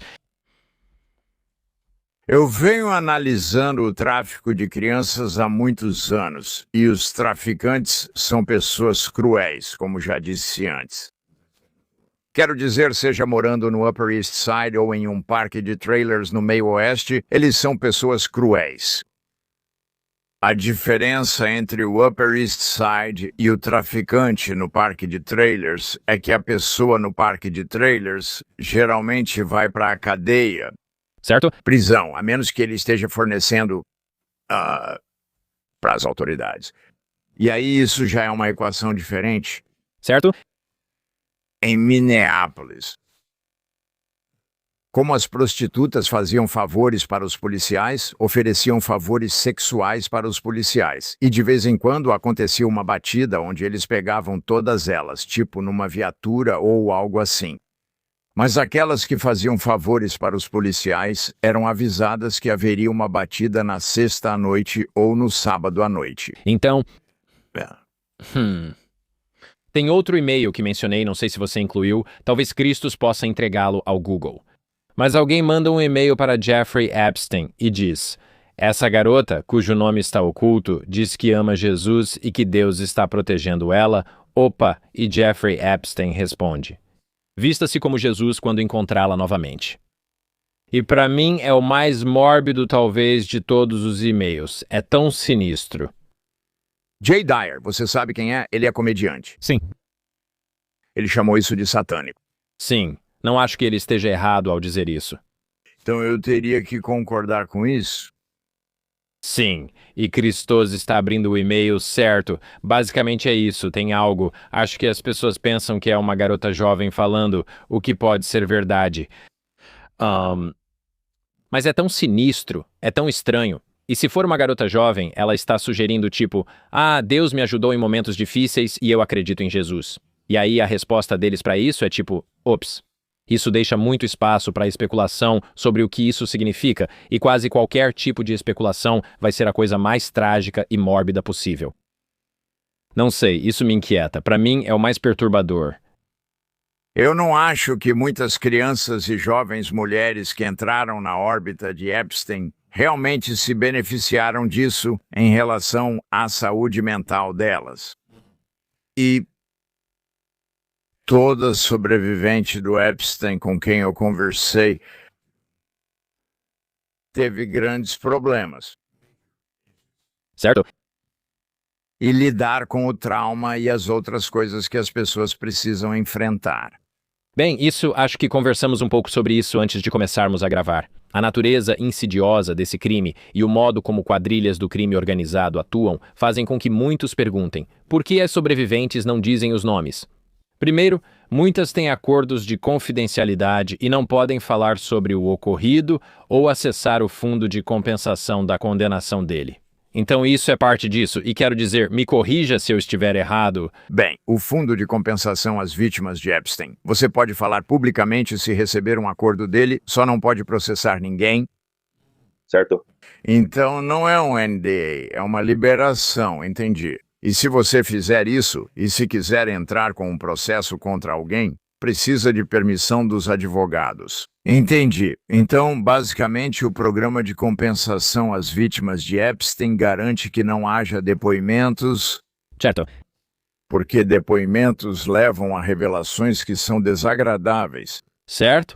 Então tem esse elemento em que há burocracia sobre contra quem essas sobreviventes podem falar, sem contar o impacto psicológico de alguém muito rico e poderoso vindo atrás de você, destruindo você e sua família, seja legalmente, arruinando financeiramente ou de formas mais sinistras, causando danos a você ou seus próximos. Virginia Giuffre, eu a conheci e ela era bastante preocupada. Quero dizer, ela teve uma experiência horrível. O pai dela começou a abusar dela quando ela tinha 8 anos e depois a prostituiu para um amigo dele. O pai dela começou quando ela tinha 6 anos e a prostituiu para um amigo aos 8.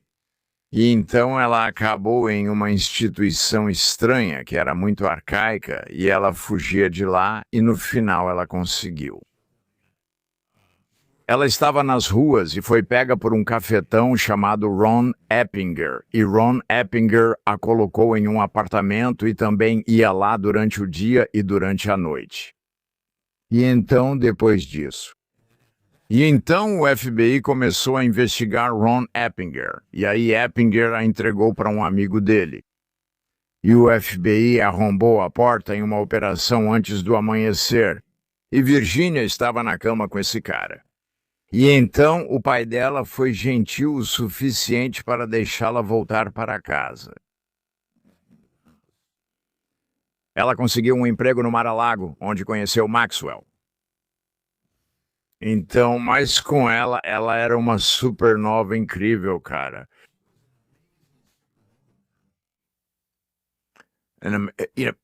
Do jeito que ela enfrentou esses criminosos. O que aconteceu com Eppinger? Eppinger acabou na prisão. Isso é bom. Lado positivo, Então, mas Virginia estava uma pessoa incrível. Acredito que ela tinha transtorno dissociativo de identidade. Quase com certeza. Quero dizer, esse é o elemento sobre o qual estávamos falando.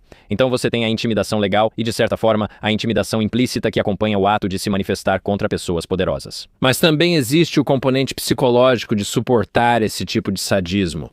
E então ela estava apavorada com Les Wexner por causa das conexões dele com a máfia. E ela estava apavorada com o Ehud Barak por causa das conexões dele com o Mossad. Ela não conseguia, estava apavorada. Então você sobrepõe isso ao que ela viu e ao que ela suportou. Quero dizer, no fim das contas, o que aconteceu foi que o marido dela começou a bater nela e ela tentou. 2 vezes no ano anterior, o marido dela fez um ataque preventivo e obteve a guarda das crianças. E você já viu aquela foto dela onde ela está machucada e ferida? Ok. Então, inicialmente pensaram que tinha sido um acidente, mas na verdade foi o marido dela que realmente a espancou. Quero dizer, quantos homens falharam com Virginia Giuffre? Desde o dia em que ela nasceu, Não só os homens, quero dizer o sistema. É. O sistema a deixou na mão. É. E várias vezes, e sim, homens também, mas definitivamente o sistema. Só que eu consigo entender a psicologia de uma mulher ou de um homem que foi abusado quando jovem e por que isso afetaria eles. Uma das coisas que mencionamos é que o abuso tem um componente psicológico, deixando traumas e cicatrizes no sistema nervoso. Muitas pessoas, sem culpa, acabam desenvolvendo comportamentos viciantes ou mecanismos de enfrentamento para lidar com traumas, seja drogas, álcool, vício em sexo, o que for. E então, como resultado, isso pode levar à reincidência e a mais encarceramento. Isso então afeta a sua história, afeta o seu testemunho, afeta o seu caráter e a sua credibilidade quando chega a hora de testemunhar contra essas pessoas poderosas. Alguém com 35 anos pode ser vítima de Jeffrey Epstein, ter abusado de drogas por anos e passado por prisões diversas vezes. E agora você quer que elas vão ao Congresso ou a um juiz e contem o que Epstein fez quando tinham 10 anos e que alguém acredite? Agora você lida com esse assassinato de caráter delas. Então, com o escândalo Franklin envolvia republicanos e meninos pequenos. O caso Epstein era principalmente democratas e meninas pequenas. Esse parece ser o divisor partidário no nosso sistema político. Mas a grande maioria dos meninos com quem conversei tinha estado na prisão. Certo? E eles vinham de famílias disfuncionais, Eles tinham sido repetidamente, alguns com apenas 6 anos, e então, em certo momento, eles perdem o apelo jovem no mercado e acabam sendo descartados. E o que você acaba tendo é alguém muito machucado, que provavelmente é um dependente químico ou alcoólatra. E eles vão cometer crimes. Lembro que eu estava procurando por um. Eu tinha uma lista de 60 vítimas, como disse antes, e havia um garoto chamado Rue Fox. E eu meio que o rastreava pelo país com esses bancos de dados que eu uso. E então ele começou a aparecer em Nebraska, mas eu nunca conseguia encontrá-lo. Eu tive muita dificuldade para encontrá-lo. Por fim, contratei um detetive particular e pedi: "Você pode achar esse cara? Eu não consigo." E ela me disse onde ele estava morando porque tinha acesso ao departamento de trânsito. E ela disse: "Tenha cuidado com esse cara, ele é muito, muito violento." E, então, eu liguei para ele. E eu disse: "Rue, sou Nick Bryan, jornalista, estou trabalhando nisso." Ele tinha sido antes do Boys Town e ele esteve durante o Boys Town. E eu disse: "Sou um drogado." Ele perguntou: "Você é policial?" E eu: Não sou policial, sou treinador." "Você é policial?" E ele deve ter me perguntado isso umas 6 vezes e eu disse: Não sou policial." E então ele disse: "Bom, me encontre nesse bar e se você for policial, eu vou quebrar seu pescoço." E então eu estou nesse bar, que é um daqueles bares onde as pessoas bebem. Até morrerem, quero dizer, eles podem morrer na semana que vem, ou podem morrer no próximo mês, ou podem morrer no próximo ano, mas o objetivo deles é beber até morrer. Então eu estou nesse bar bebendo um suco de cranberry, que na verdade nem tem gosto de suco de cranberry. Fiquei um pouco preocupado, achando que deveria ter trazido antibióticos, mas enfim, deixando de lado minhas próprias picadentais. Então o Ru entra com 2 amigos dele e ele volta, e então tem uma sala vazia atrás do bar. E aí eu estou lá com o Ru e os 3 amigos dele. E então o Ru me agarra e me coloca contra a parede, e o Ru é como um pitbull humano. Ele ficou 10 anos na prisão. Quero dizer, ele levantava muito peso e eu fiquei pensando comigo mesmo, sabe, se o pior acontecer. Eu vi a saída e o Ru era o maior e o mais malvado de todos. Então eu disse, vou bater no Ru. Talvez algo aconteça e eu consiga sair dessa. Mas ele disse, como você sabia? E então eu entreguei a ele essa documentação que eu tinha sobre ele e onde ele tinha morado antes com um pai adotivo. E quando ele leu a documentação, ele percebeu que eu estava sendo honesto. E então ele dispensou os 2 amigos dele e eu o levei para jantar, e o lance dele era vodka e usar metanfetamina. E eventualmente eu o deixei em casa. E depois conversamos algumas vezes. E então ele continuava dizendo para mim, você abriu a porta errada, você abriu a porta errada. E porque ele tinha batido aquela porta com força e eu estava conversando com ele sobre isso, esse pesadelo horrível dele e... Ele era perigoso, mas eu realmente queria conseguir uma entrevista com ele, então nós conversamos ao telefone, ele tinha sido muito hostil comigo. Então, no meu penúltimo dia, em Nebraska, nessa viagem em particular, eu pensei, vou arriscar. Vou passar na casa dele. E então ele está trabalhando em um carro na garagem. E eu não faço ideia do que vai acontecer. Eu digo, Rui, como você está? E ele tinha tomado muito Vicin naquele dia. Então ele diz, sabe, estive pensando em conversar com você. E eu disse, sério, isso seria ótimo. Então ele precisava de peças e coisas assim. Eu meio que fui o faz-tudo dele pelo resto do dia. E então, no começo da noite, eu consegui uma entrevista com ele e ele simplesmente desabou chorando. Aquela armadura que ele usava foi tirada. Ele simplesmente atirou e ali estava o garoto de 12 anos machucado. A armadura tinha permitido que ele seguisse em frente. Andar com criminosos, andar com viciados em drogas, ir para a prisão. Mas a Ruth Fox que eu entrevistei naquela noite era um garoto de 12 anos. Isso foi realmente doloroso. Isso realmente parte meu coração.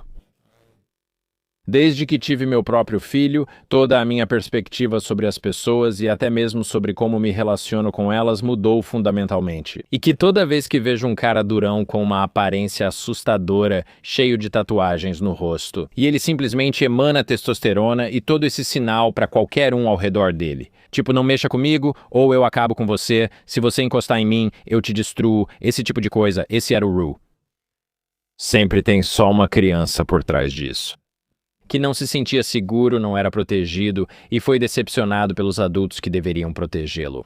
E isso realmente parte meu coração, fico até emocionado só de pensar nisso, porque é como ver meu filho e perceber o quanto ele é precioso e puro. A ideia de que há outras crianças como meu filho, mas sem o apoio que ele tem. Elas foram exploradas e abusadas e agora levam uma vida de crime, de fuga, ou seja lá como você quiser chamar. Tentar remendar essa ferida que nunca cicatrizou quando eram crianças é trágico. Mas se você olhar os números de acordo com os Centros de Controle de Doenças, 25% das meninas menores de idade já foram e 5% dos meninos menores de idade.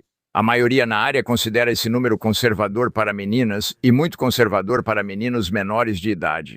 Considerando apenas os dados do CDC, mais de 50 milhões de americanos passaram por isso ainda menores.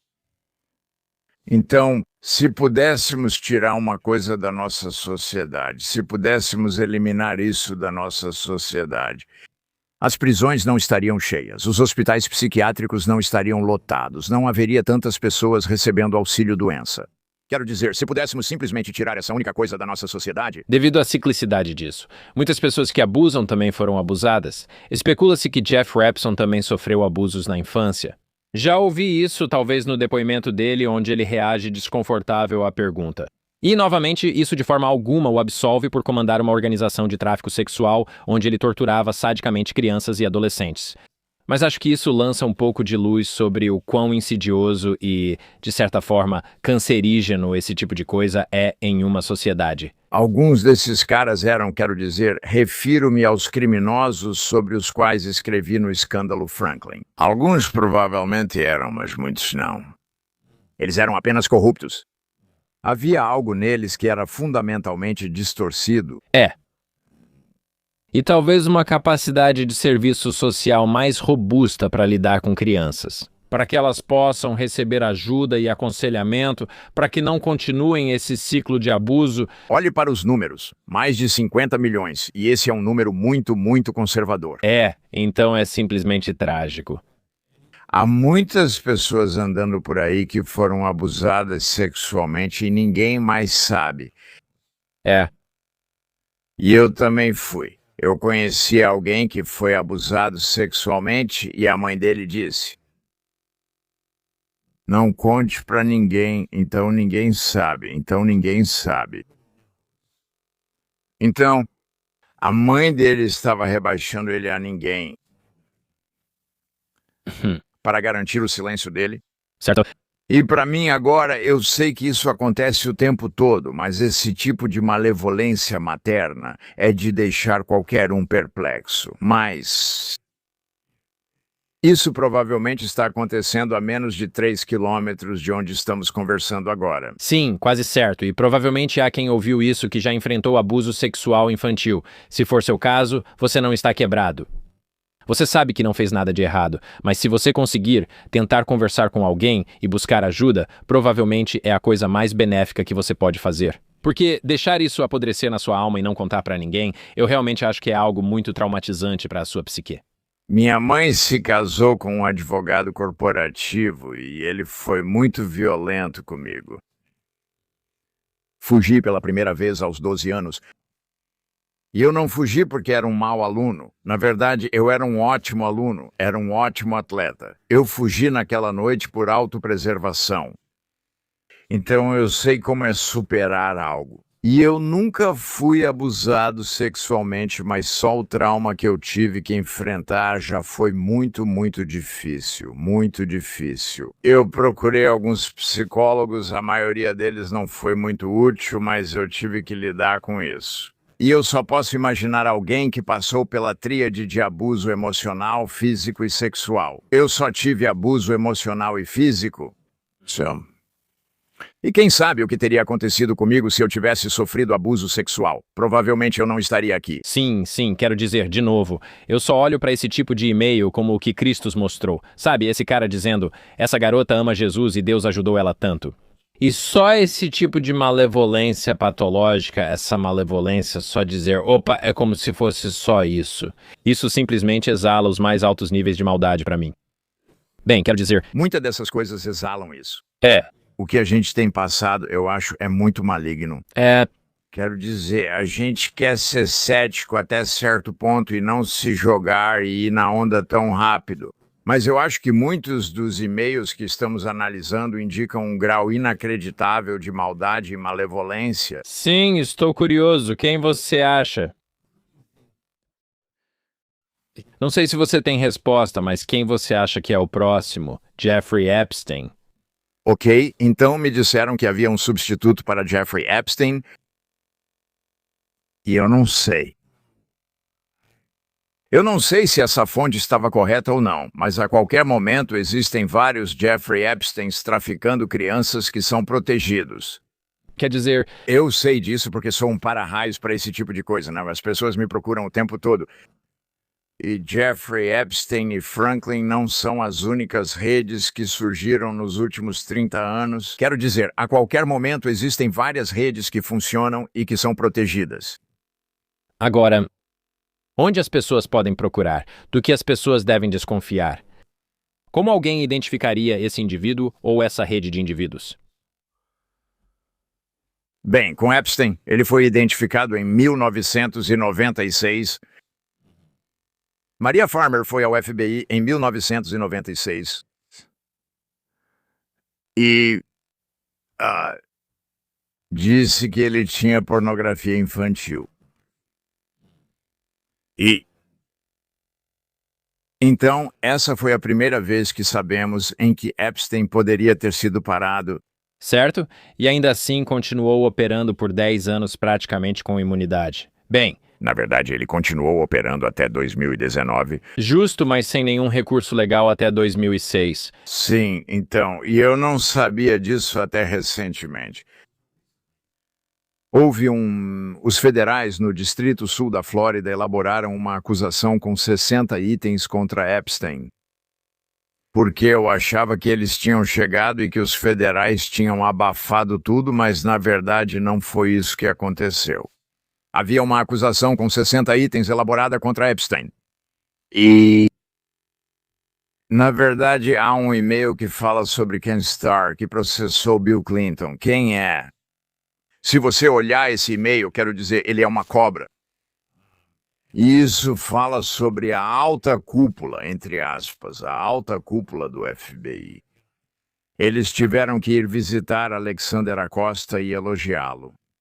Apenas 2 pessoas nos Estados Unidos constitucionalmente podem ordenar que um procurador dos Estados Unidos recue. Um é o procurador-geral e o outro é o presidente. Alexander Acosta, como procurador dos Estados Unidos, não vai encobrir uma rede por conta própria. Isso não vai acontecer. Alberto Gonzales, que é o procurador-geral, não vai encobrir nada sozinho. Ele não vai se arriscar dessa forma. Então, aquele encobrimento em 2007 e 2008 veio, eu acredito, de George Bush. Interessante. Então, isso veio do topo do nosso sistema político. Aqui está o e-mail, com remetente e destinatário ocultos. O assunto é Ken Starr. No dia 10 de dezembro de 2007, Ken Starr vem a Miami na sexta para encontrar Alexander Acosta. Fui convidado. Talvez seja a hora do FBI, e quero dizer, a alta cúpula, comparecer também. A reunião é às 1 da tarde na sexta-feira. Não estou estendendo um convite, mas estou mantendo vocês informados. Vocês podem decidir o que acham melhor? Então, Alexandre Acosta, obviamente, sofreu muita pressão, porque havia uma acusação com 60 itens preparada e o item 51 era tráfico de crianças, que no sistema federal significa de 15 anos à prisão perpétua. Certo? Essa acusação com 60 itens poderia ter colocado Jeffrey Epstein na prisão para sempre, pois é uma sentença pesada. Trevor. E esse e-mail parece corroborar a afirmação de Acosta. Isso é um pouco de boato quando ele está sendo nomeado para o gabinete de Trump, dizendo que me disseram que ele era inteligência da inteligência. Talvez ele tenha sido informado disso nesse momento. Estou trabalhando em um artigo agora sobre Jeffrey Epstein e conexões com a CIA, e elas são muito numerosas. O New York Times, cerca de um mês atrás, publicou um artigo de 8.500 palavras e concluiu que Jeffrey Epstein era um vigarista. O que você sabe não é tão difícil de perceber, mas disseram que ele não tinha conexões com a inteligência. E eu já disse desonesto várias vezes, mas isso foi tão desonesto. Jeffrey Epstein tinha uma relação de negócios com Adnan Khashoggi. E eu encontrei umas 5 publicações diferentes que falam sobre os negócios de Epstein com Khashoggi. Há um livro sobre os negócios de Epstein com Khashoggi. Na Wikipédia fala sobre os negócios de Epstein com Khashoggi. E Khashoggi era um notório traficante de armas que fez parte do Irã-Contras e da CIA. Então, o New York Times, quero dizer, sério, e fez isso com outras pessoas também. E por que que o New York Times está encobrindo isso? Eu posso imaginar. Por causa de algo assim. Alguém os visitou, alguém visitou o editor-chefe. Uhum. E eu conheço alguém que trabalhou no New York Times, e ele sentia que a maioria dos jornalistas estão em uma espécie de reserva, da qual nem sabem que fazem parte. E eu tinha um amigo que era editor na revista Harper's, e ele dizia que os colegas dele nem sabiam que estavam em uma reserva. Uau.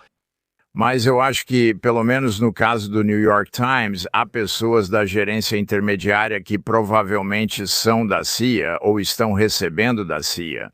De alguma forma conectadas.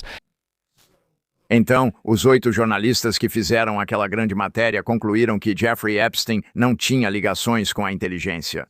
Talvez alguns deles sejam apenas tão estúpidos assim. Quero dizer, Talvez alguns soubessem. Não sei como não perceber sobre Adnan, Khashoggi e Epstein. certo? Então, obviamente houve má conduta intencional ali, mas de onde isso veio? Deve ter vindo de um editor. Sim, quase certamente. Então, quanto ao próximo Epstein, você acha que está conectado a essa rede atual? Você acha que essa pessoa está potencialmente nesses arquivos? Eu não sei. Me disseram por uma fonte que havia um substituto do Epstein. Essa fonte parecia saber de algo. Mas então, como muitas fontes, ela simplesmente sumiu. Então eu não faço ideia, mas o que posso dizer é que conversei com muitas pessoas que foram traficadas nos Estados Unidos por meio de redes protegidas. Como disse, há várias redes protegidas operando nos Estados Unidos o tempo todo. Existe uma maneira de fazer um paralelo com o escândalo Franklin? Houve alguém depois de Lawrence King que liderou o movimento? Isso foi passado internamente ou foi algo completamente novo que surgiu? Sim, acho que depois que King e Spence eram como Ghislaine Maxwell e Jeffrey Epstein, Certo. e Spence se matou, e então King foi para a prisão por 12 anos. E então surgiu uma nova versão deles, vinda do mesmo lugar. Eu não sei. Quer dizer, Boys Town é preocupante, pois era usada como ponto de contrabando por pedófilos. certo? E Boys Town estava se desenvolvendo por todo o país, o que realmente me preocupava. Como se fosse uma franquia dele. Bem, não era isso. É uma instituição católica, e eles estavam abrindo várias filiais por todo o país. Então isso me preocupava muito. E, na verdade, ainda me preocupa, Boys Town ainda me preocupa até hoje. Eles não me deixam ficar muito no campus. Entendi. Faço uma série documental sobre o escândalo Franklin atualmente. E nós estávamos muito barulhentos com as câmeras e eles nos deixaram ficar por cerca de 10 minutos antes de nos dizerem para sair. Entendi. Pois Boys Town possui força policial própria. Sério? É uma cidade incorporada, tem sua própria força policial, tem seu próprio correio. Quero dizer, sim, é bem isolada. Bizarro. É. Então, se você estivesse procurando pelo próximo Epstein, é possível que você olhasse em um lugar como aquele? Sim, havia um famoso assaltante de bancos chamado Willie Sutton nos anos 50 e 60 e perguntaram para o Willie, por que você assalta bancos? E Willie respondeu, é lá que está o dinheiro. E por que as pessoas operam com ads órfãos ou se envolvem com isso? Quero dizer, muitas vezes, e não estou dizendo que é sempre. Há muitas pessoas boas trabalhando com crianças, mas também há muitos monstros trabalhando com as minhas crianças. E orfanatos seriam um ótimo lugar para um monstro trabalhar agora. Quando você fala em aprendiz de Epstein, acha que é alguém que aprendeu com ele ou que também participava das mesmas redes de chantagem financeira? Acabei de ser informado que era exclusivamente isso. Quero dizer, eu não perguntei sobre redes financeiras, mas perguntei sobre tráfico sexual, tráfico de crianças. E ela me disse que havia um substituto. Eu não consegui encontrar um substituto, mas é isso. Mas muitos desses e-mails são, quero dizer, eu suspeitava de muita coisa que estava nesses e-mails. Porque, como eu disse antes, traficantes de pessoas são pessoas cruéis, psicopatas que não têm consciência. Mas eu realmente não conseguia gostar. Eu sabia que existiam por causa desses terapeutas que eu conhecia e de alguns outros. Virgínia, que as crianças definitivamente tinham menos de 14 anos, ou muitas das crianças tinham menos de 14 anos. Mas algumas dessas outras coisas, e eu sabia que havia sadismo também. Mas algumas dessas outras coisas são bem novas para mim agora. Queria te perguntar algo, e talvez ver mais alguns e-mails antes de irmos hoje. Mas realmente não consigo entender isso. O arco inteiro de Epstein tem momentos muito específicos, momentos-chave, que mudam a trajetória da vida dele. E nós sabemos, obviamente, do relacionamento dele com Ghislaine Maxwell nos anos 90. O relacionamento dele com Leslie Wexner mudou sua vida. Ser contratado pelo Bear Stearns o colocou nesse caminho. Mas parece que as coisas começam a ficar estranhas na vida de Epstein desde o começo. Quando ele se forma no ensino médio, abandona a faculdade e depois é contratado pela escola particular mais prestigiada de talvez toda a América, a Dalton School. Então ele foi contratado por Donald Barr? Certo, o pai de William Barr. E William Barr encobriu não só Epstein, mas também encobriu Franklin. Certo? Ele foi o procurador-geral no governo do Bush pai, o George Bush inteligente. Certo. Mas Donald Barr tinha sido da OSS. Certo, que é o precursor da CIA. E agora ele comandava esse programa na Universidade de Columbia para estudantes superdotados. Eles estavam procurando por estudantes superdotados e eu não consegui corroborar isso. Foi assim que ele conheceu Jeffrey Epstein, mas aqui estava um cara que era militante e fascista. E ele é o diretor da Dalton e vai contratar um cara que nem sequer tem diploma universitário. Só acredito que isso aconteceria com um relacionamento prévio. Então essa é a minha pergunta. Jeffrey Epstein, nesse momento, tem 19, 20, 21 anos. Sim, ele é relativamente jovem, sim. E ele já está no caminho. Isso é o que eu não consigo entender exatamente. Eles sabiam que ele tinha essa predileção insidiosa por garotas jovens nessa época?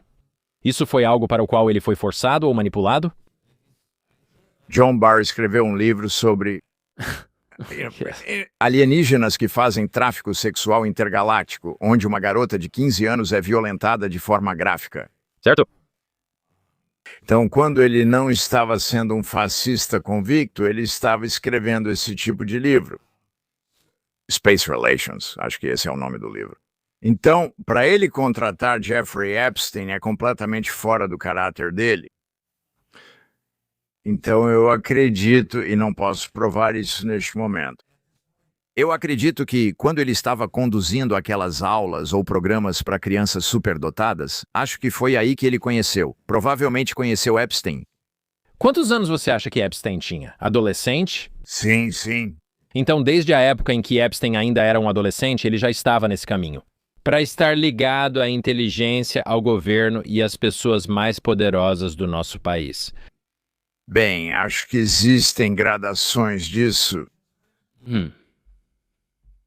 Isso também ocorre com sociedades secretas. Até onde essa pessoa está disposta a ir? Certo? Então são testes contínuos, eu acho, sim, mas é isso. O caminho é tão precário que ele é contratado na escola Dalton, uma instituição de elite para treinar o futuro da América, mesmo tendo abandonado a faculdade. O que é estranho vindo de um cara que é extremamente militante e correto em seu discurso acadêmico, o que é muito estranho. A partir daí, vai para o Bear Stearns, ainda sem qualificação suficiente e de forma estranha, sendo colocado em uma unidade bem específica do banco. Isso permite que ele conheça todo tipo de pessoa influente e então seja colocado novamente no conselho do Instituto Rockefeller. Tudo isso é tão perfeitamente colocado para ser esse operador, entendeu? Então, no Bear Stearns, o Bear Stearns fazia muitos negócios com o BCCI, que era um banco que provavelmente foi o banco mais sujo da história. Se você consegue imaginar um banco assim, lavava dinheiro para a CIA, lavava dinheiro para cartéis de drogas, quero dizer. Toda sujeira que um banco podia fazer, o BCCI fazia. Agora, o Bear Stearns e o BCCI tinham um relacionamento Muita gente já especulou que foi aí que Epstein realmente começou com suas falcatruas, interagindo entre o Bear Stearns e o BCCI. Mas eu não encontrei provas disso. É totalmente possível, mas eu não encontrei provas. Acho que pra mim, estou tentando entender. Quando é que tudo, entre aspas, dá errado? Sabe? Ou esse sempre foi o caminho dele? Talvez a história seja que ele é afável e inteligente, conseguindo entrar nesses lugares por suas conexões e por conhecer pessoas o bastante. Digo, o cara vem de uma família de classe trabalhadora e o pai dele era jardineiro na cidade de Nova York. Certo? Talvez ele seja inteligente o bastante, está em um programa para superdotados e conhece esse cara. E Donald Barr realmente gosta dele. Então ele dá uma chance para ele ensinar em Dalton e a partir daí ele é simpático e esperto o suficiente para. Ele não dura muito tempo. Certo, mas aí ele vai para o Bear Stearns, acho que pelas conexões que fez em Dalton. Sim, é Greenberg. Ele é simpático e inteligente o bastante para impressionar as pessoas certas e subir. Aí me pergunto se faz um acordo com a inteligência. E eles percebem que os desejos pedofílicos dele o tornam extremamente fácil de controlar. Bem, se ele estava interagindo entre o Bear Stearns e o BCCI, quero dizer, o BCCI estava fazendo a lavagem de dinheiro mais suja que você pode imaginar. Se esse fosse o caso, mas eu não posso provar. Se esse fosse o caso, então as pessoas iriam e o BCCI estava fortemente ligado à CIA. Então eles perceberiam que, sabe, aqui está o nosso homem com King Spence no escândalo Franklin. Eles estavam ambos no Sudeste Asiático ao mesmo tempo. Spence era um cinegrafista da ABC, ou repórter da ABC, e King tinha uma autorização de segurança máxima na Tailândia.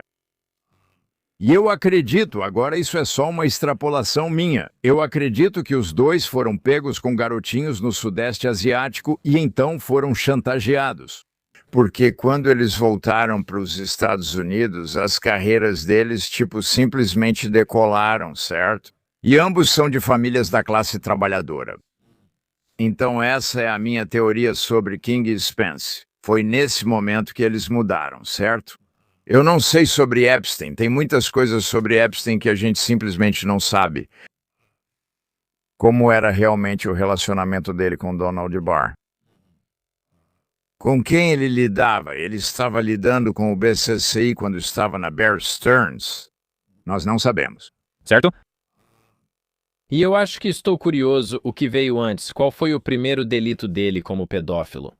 Isso acontece e depois vem as conexões dele com a inteligência ou é o contrário? Eu não sei. Eu não posso responder a isso. Sim. O que veio primeiro, o ovo ou a galinha? Certo? Mas acredito que as duas coisas estão ligadas, pois ele consegue chantagear sem consultar a consciência por ser sociopata, psicopata. E por isso ele se torna muito valioso para as pessoas que atuam dentro do governo, porque ele consegue fazer todo o trabalho sujo que o governo provavelmente quer que seja feito. Mas depois do Comitê Church, eles não podem deixar isso registrado. Na verdade, eu realmente gostaria que o Comitê Church tivesse feito algo. Quero dizer, eles expuseram muita coisa. Frank Church perdeu sua cadeira no Senado na próxima eleição. Houve muito dinheiro envolvido, meio que, como estamos vendo com Thomas Massie. Certo? Então, eu não acho que a igreja compartilhe isso. Quando Carter assumiu, ele demitiu um monte de pessoas da CIA. Ficou conhecido como o Massacre do Halloween, mas Reagan os recontratou ao assumir. Então, sabe? Acho que a comissão Church não teve muito efeito. Infelizmente. Só ouvi isso como teoria. Após o Comitê Church, que expôs tantas ações do governo nos últimos 30 anos, o MK-Ultra ainda tinha vários outros segredos. Caos do MK-Ultra Quantel Pro, certo? Tantas coisas secretas e nefastas que o governo estava fazendo e que agora foram expostas por meio dessas ações de liberdade de informação, basicamente. E para não deixar isso acontecer de novo, eles começam a usar esses cidadãos privados de terceiros para fazer o trabalho sujo deles. Então, olha, precisamos mover algumas armas, precisamos fazer uma chantagem, precisamos resolver algumas coisas. Temos esse cidadão comum que podemos usar para todas as nossas necessidades de inteligência. Eu concluí isso, e há pessoas da CI que são boas pessoas. Realmente, nem todo mundo na CI é assim. A CIA é maligna, mas existe um canto escuro e maligno da nossa inteligência que emprega pessoas como Jeffrey Epstein, Lawrence King e Craig Spence. Claro! Definitivamente, sem dúvida. E tem uma quantidade tremenda de poder. Só fico pensando se alguém como Epstein surge online, já que vem alguém com alta tolerância ao risco. Ele é financeiramente esperto, trabalha dentro do banco CD e está disposto a fazer coisas de altíssimo risco. Isso poderia colocá-lo na cadeia por muito tempo, mas ele é louco o suficiente para fazer isso e tem essa predileção por garotas jovens. Eles dizem, esse é o agente perfeito, vamos recrutá-lo para fazer nosso trabalho sujo. Ele foi pego por uso de informação privilegiada na Bear Stearns, e isso foi decisivo no final. Sim, ele sai por violação. Mas, sabe, ele simplesmente pulou para o próximo emprego. Quero dizer, não houve consequências para ele. Ele estava lidando com o BCCI, ele se envolveu, então... Ele já era corrupto quando Donald Barr o contratou? Essas são coisas que simplesmente ainda não sabemos. Certo? E espero que agora a gente descubra. A partir de hoje, Pam Bondi está testemunhando sob juramento, explicando por que a administração age assim e divulga os arquivos dessa forma. Cristos, você tem por acaso as mensagens de texto que foram enviadas sobre isso? Acho que seria interessante reagir a algumas delas. Jesus enviou algumas, sobre Thomas Massey contra Pam Bondi. Discutindo Epstein, há outro trecho que sugere que talvez Pam Bondi tenha mentido sob juramento. Sério? Caramba, essa me pegou de surpresa. Sim, mas ela foi chamada por isso. Ted Lieu pega ela numa mentira e fala isso diretamente para ela. Consegue puxar esses vídeos, Cristos? Ela disse que Jeffrey Epstein estava nesse material, abusando de garotas. E depois ela mudou completamente de opinião sobre isso. Eu acho que... Bem, nossa procuradora-geral destruiu a própria credibilidade. Quero dizer, é por isso que Todd Blanche está basicamente atuando como procurador-geral neste momento, e ele está destruindo a própria credibilidade. Certo? Parece que qualquer um que esteja disposto a negar o que todos nós lemos, mesmo esses e-mails fortemente editados e provavelmente selecionados, Sim. vai simplesmente destruir qualquer credibilidade. Então, eles divulgaram 3 milhões de e-mails e tem esse tipo de conteúdo. Você consegue imaginar como são os 3 milhões de e-mails que não foram divulgados? Sim, então este é um trecho de hoje. Acho que isso aconteceu enquanto estávamos gravando, e sim, acho que se pronuncia Liu, Ted Lieu. Isso a pega numa mentira. Vamos ver como foi feito.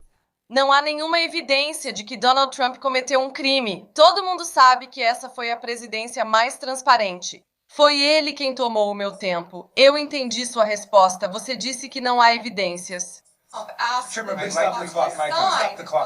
Legislação. Isto é... O Cavaleiro da Califórnia. Ok. Vou apresentar outro documento de uma testemunha que ligou para o Centro Nacional de Operações de Ameaças do FBI, porque acredito que você acabou de mentir sob juramento. Há amplas evidências na família Epstein. Nunca mais me acuse de... Mentir sob juramento? Está em vídeo. Você disse que não há evidências de crime, mas estou mostrando. Aqui está o depoimento de uma testemunha que ligou para o Centro de Operações de Ameaças do FBI. Ele dirigiu para Donald Trump em Levon e ouviu o que Trump disse para Jeffrey no celular. Ficou tão bravo que pensou em parar uma limusine e machucar Trump. E ele conheceu uma garota que disse ter sido estuprada por Donald Trump e Jeffrey Epstein. Depois, ela teve a cabeça estourada e os policiais disseram que não poderia ter sido suicídio. Ninguém no Departamento de Justiça entrevistou essa testemunha. Você precisa entrevistar essa testemunha imediatamente. Epstein merece o inferno, assim como os homens que participam dessa operação. E como dizemos aqui hoje, há mais de 1.000 vítimas de tráfico sexual e você não responsabilizou nenhum homem. Que vergonha. Se tivesse decência, renunciaria depois disso. Eu apoio isso. Você poderia mostrar o outro vídeo? Acho que é relevante para a nossa conversa. Obrigado, senhor presidente. Atrás de mim há 3 documentos do Departamento de Justiça que são emblemáticos. Você se importaria de avançar 4 minutos? À minha direita está um e-mail enviado, senhor presidente. Por favor, restaure o tempo dele. Preciso opinar. Deixe o procurador-geral responder e depois o cavalheiro do filme. Em 40 minutos, você me fez uma pergunta em 40 minutos. O primeiro nome de Wex era Recolocado em até 40 minutos após eu te pegar em flagrante. em flagrante. Houve uma redação e nós te convidamos para entrar. Esse cara tem síndrome de arranjo truncado. Você é uma política fracassada. Por favor, restaure o tempo dele. E lembre as próprias testemunhas. Não há informações confiáveis. Se fosse para olhar diretamente no caso de ontem, que ele traficou para outras pessoas. Essa também é a sua posição? Minha posição é que qualquer vítima que se manifeste, claro, adoraríamos ouvir. 1800 ligue para o FBI.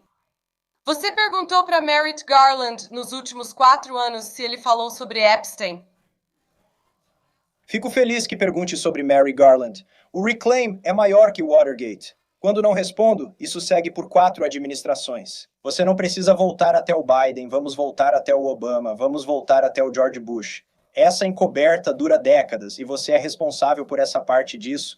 E é para lá que estamos indo. Eu quero saber em que momento, em que ponto, o FBI e o DOJ decidiram que Lex Wessner não era um co-conspirador.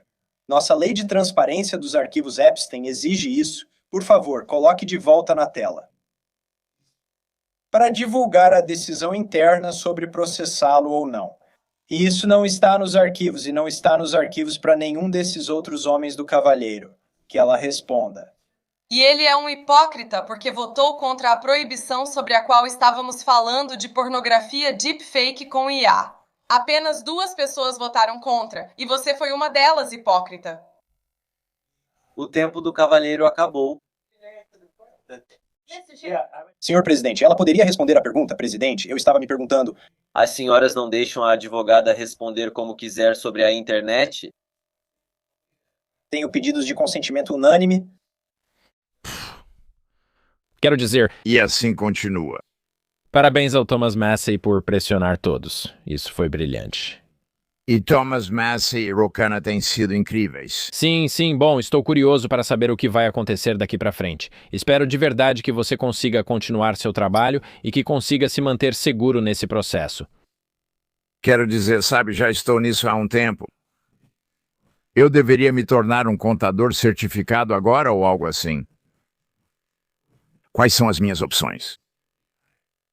Eu sou escritor há 35 anos e já faço isso há bastante tempo. Quer dizer, se eu desistisse agora, acho que eu poderia ser um atendente de estacionamento ou algo assim. Acho que você não se sairia muito bem nisso. Não, eu também não acho. Então, Não tem retorno para mim aqui? certo? Quero dizer, é nisso que eu meio que me dedico. Bem, Fico feliz por você estar nisso e quero dizer algo.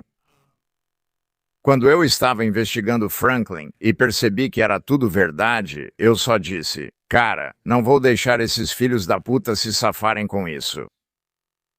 E eu fiz uma promessa para mim mesmo e... Sabe, isso é uma extensão dessa promessa. bem, fico feliz que você esteja nisso. EpsteinJustice.com é lá que as pessoas podem saber mais se quiserem. nickbryantnike.com. E nós temos webinars mensais em epsteinjustice.com. Visite-nos, assine nossa petição. Nós poderíamos usar doações. Alguém me perguntou por que a Epstein Justice precisa de doações e eu disse para essa pessoa. Quando eu entreguei ao meu contador o cheque da conta da Epstein Justice na semana passada, eu não disse, bem, por que você precisa disso? Pessoal, Certo? administrar uma organização exige dinheiro. Claro, faz sentido. E vejo pessoas perguntando nos comentários. O que eu faço? Já fiz episódios sobre Epstein e os e-mails e ainda perguntam, o que eu faço?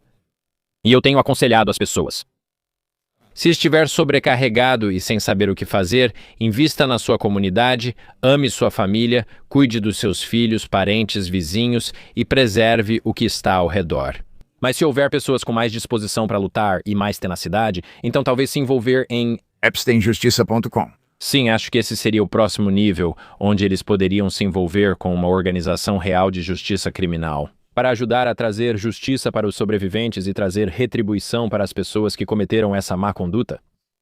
Com certeza. Muito obrigado, Nick. Eu realmente aprecio você. Vamos fazer isso de novo em breve.